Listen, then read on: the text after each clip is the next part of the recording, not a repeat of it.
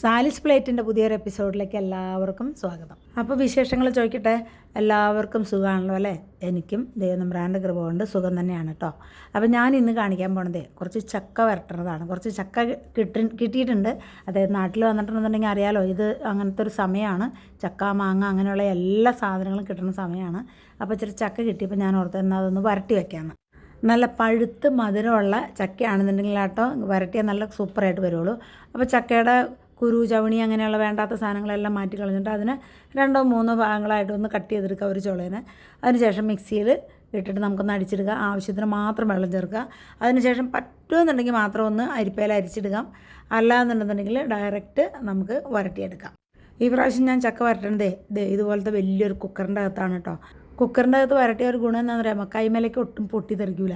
ഒരു നല്ല നീളമുള്ള നമ്മൾ ചോറൊക്കെ ഊറ്റാനെടുക്കണ കയ്യിലില്ലേ, ആ കയ്യിലും ഈ കുക്കർ കൊണ്ടുവന്നിട്ടുണ്ടെങ്കിൽ പൊട്ടിത്തെറി എന്ന് പറഞ്ഞ സംഭവം ഉണ്ടാവില്ല. പൊട്ടിത്തെറിക്കും കേട്ടോ, പക്ഷേ ഈ കുക്കറിന് ഇത്രയും പൊക്കം ഉള്ളത് കൊണ്ട് നമ്മളുടെ ദേഹത്തേക്കൊന്നും തെറിക്കില്ല. അങ്ങനെ ചക്ക വരട്ടി ഇപ്പോൾ അത് നല്ലപോലെ ഒന്ന് കണ്ടു തിളച്ചതായിട്ട് വരണുണ്ട്.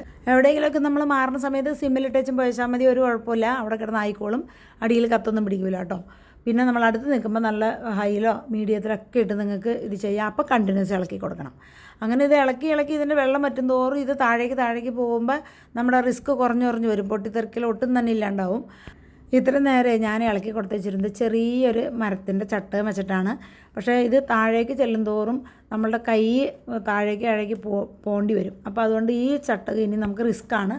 അപ്പോൾ ഞാൻ വലിയൊരു നമ്മൾ നേരത്തെ പറഞ്ഞില്ലേ ചോറ് കോരുന്ന കയ്യിൽ, ആ കയ്യിലും കൊണ്ടാണ് അടുത്ത പരിപാടികൾ തുടങ്ങാൻ പോണേ. അത് ഭയങ്കര സുഖമാണ്. ഈ കയ്യിലേ നല്ല വലിപ്പമുള്ളത് കൊണ്ട് ഈ കുക്കറിൻ്റെ അകത്ത് നിറഞ്ഞങ്ങ് നിൽക്കും. ഇപ്പോൾ ഇത് അവസാന ഘട്ടങ്ങളിലേക്ക് ആവുകയാണ്. ഇപ്പോൾ ഇങ്ങനെ വകഞ്ഞിങ്ങനെ എടുക്കുമ്പോൾ ഇത് കൂടാതെ വരണം. അതാണ് നമ്മളുടെ പാകം. നല്ലപോലെ വരണ്ട് വരണം. ഇപ്പോൾ ഇനി ഞാൻ എന്താ ചെയ്യാൻ പോണെന്ന് അറിയാമോ? ഇതിൻ്റെ പൊട്ടലും കാര്യങ്ങളൊക്കെ നിന്നു, വെള്ളമെല്ലാം വറ്റി. ഇത് ഇനി നല്ലപോലെ സ്മൂത്തായിട്ട് ഇളക്കാനും അതുപോലെ തന്നെ ഇതിൽ നിന്ന് കംപ്ലീറ്റ് വിട്ട് പോരണമെങ്കിൽ നമ്മൾ എന്ത് ചെയ്യണം? നമ്മൾ നല്ലപോലെ നെയ്യ് ഒഴിച്ചു കൊടുക്കണം. ബട്ടറോ നെയ്യോ എന്തൊഴിച്ചു കൊടുത്താലും കുഴപ്പമില്ല. വെളിച്ചെണ്ണ അങ്ങനെ ഒന്നും കൊണ്ടൊന്നും ഒഴിക്കരുത് കേട്ടോ. ഇത് പെട്ടെന്നൊന്ന് വരണ്ട് കിട്ടാൻ വേണ്ടിയിട്ട് ഞാനൊരു ഫ്രൈ പാനിലേക്ക് ഇട്ട് കൊടുക്കാം കേട്ടോ. ഫ്രൈ പാനിൽ ഇട്ട് കഴിഞ്ഞ് നമ്മളിത് വരട്ടുമ്പോൾ പെട്ടെന്ന് അങ്ങ് വരണ്ട് കിട്ടും. ഇതാണ് ഇതിൻ്റെ പരുവം. ഇത് നല്ല സ്റ്റിക്കി ആയിട്ട് നല്ല തിക്കായിട്ട് കണ്ടോ ഇതുപോലെ ആയി വരണം. ഇതുപോലെ ആയി വരുമ്പോൾ നമുക്ക് സ്റ്റവ് ഓഫ് ചെയ്തിട്ട് ഇതിനെ തണുക്കാൻ അനുവദിക്കാം. നല്ലപോലെ തണുത്ത് കഴിയുമ്പോൾ നല്ലപോലെ തണുത്ത് കഴിയുമ്പോൾ നമുക്ക് സിപ്പ് ലോക്ക് കവറിലിട്ടിട്ട് ഫ്രീസറിൽ വെച്ചിട്ട് എത്ര കാലം വേണമെന്നുണ്ടെങ്കിലും ഉപയോഗിക്കാം. ചക്കയപ്പം ഉണ്ടാക്കുകയോ വെറുതെ തിന്നുകയോ അടചൂട് എന്ത് വേണമെങ്കിലും ചെയ്യാം. ഈ സിപ്പ് ലോക്ക് കവറിൽ നമ്മൾ ഇടുമ്പോഴേ ഇതൊന്ന് മടക്കിയതിന് ശേഷം ഇടാണെന്നുണ്ടെന്നുണ്ടെങ്കിൽ എളുപ്പത്തിൽ ഈ ചക്കയൊന്നും ഇതിൻ്റെ സൈഡിലൊന്നും ആവാതെ കൊണ്ട് നമുക്ക് എളുപ്പത്തിന് ഇടാനായിട്ട് പറ്റും. ഇതിങ്ങനെ ഒന്ന് മടക്കിയിട്ട്, ഞാൻ പറഞ്ഞത് മനസ്സിലായെന്ന് വിചാരിക്കുന്നു. അതിന് ശേഷം ഇതിൻ്റെ അകത്ത് എയറൊക്കെ കളഞ്ഞതിന് ശേഷം നമുക്ക് ഫ്രീസറിൽ സൂക്ഷിച്ച് വയ്ക്കാം.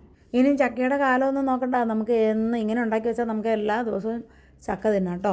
അപ്പോൾ എല്ലാവരും ട്രൈ ചെയ്ത് നോക്കുക. ഇതങ്ങനെ വലിയൊരു ഭാരപ്പെട്ട പണിയൊന്നുമല്ല കേട്ടോ. എന്നെ അരിച്ച് ഭാരമില്ലയെന്ന് ഞാൻ പറയുന്നില്ല, സമയം എടുക്കും. ഏതാണ്ട് 1 മണിക്കൂറിൻ്റെ അടുത്ത് തന്നെയെങ്കിലും ഇത് വരട്ടിയെടുക്കാനായിട്ട് എടുക്കും. നമ്മുടെ അമ്മമാരൊക്കെ നമുക്ക് വേണ്ടിയിട്ട് ഇതുപോലെ ചക്ക വരട്ടിയൊക്കെ തന്നു വിടുമ്പോൾ നമ്മളൊരു മീച്ചമില്ലാണ്ട് അവിടെയും വെച്ച് ഇവിടെയും വെച്ച് പൂത്തൊക്കെ എടുത്ത് കളയൂലേ. സ്വന്തമായിട്ട് ഉണ്ടാക്കുമ്പോഴാണ് അതിൻ്റെ വിലയും അവരുണ്ടാക്കിയതിൻ്റെ വിലയൊക്കെ നമുക്ക് മനസ്സിലാവുള്ളൂ കേട്ടോ. നമ്മുടെ അമ്മമാരൊക്കെ ഉണ്ടാക്കി തരുന്ന സാധനങ്ങളൊക്കെയാണ് ലോകത്തിൽ നമുക്ക് ഏറ്റവും രുചിയും ഏറ്റവും വിലയുള്ള സാധനങ്ങൾ കേട്ടോ. ഇത് കണ്ടുവച്ചിരിക്കണേൽ ആരെങ്കിലും എന്നെ സബ്സ്ക്രൈബ് ചെയ്യാനും സപ്പോർട്ട് ചെയ്യാനൊക്കെ മറന്നു പോയിട്ടുണ്ടെങ്കിൽ അതും ചെയ്തേക്കണം കേട്ടോ, മറന്നുപോലെ. അപ്പോൾ എല്ലാവരും ട്രൈ ചെയ്ത് നോക്കുക. അടുത്തൊരു നല്ല വീഡിയോ ആയിട്ട് കാണുന്നതുവരേക്കും എല്ലാവർക്കും ബൈ ഫ്രം സാലിസ് പ്ലേറ്റ്.